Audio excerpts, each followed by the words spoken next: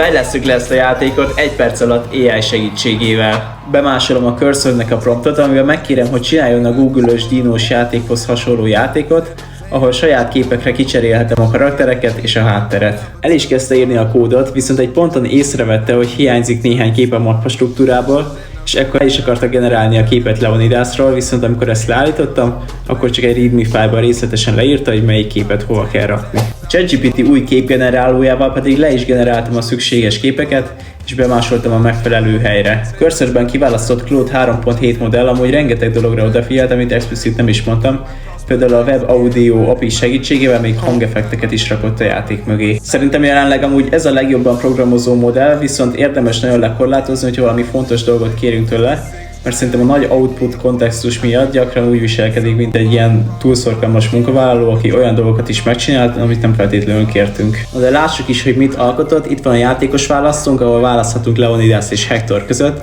Start Game-mel elindíthatjuk a játékot, a Space segítségével átugorhatjuk az akadályokat, illetve 50 pontonként nehezedik a játék, amúgy ezt se explicit mondtam a Claude-nak, hanem ezt magától találta ki.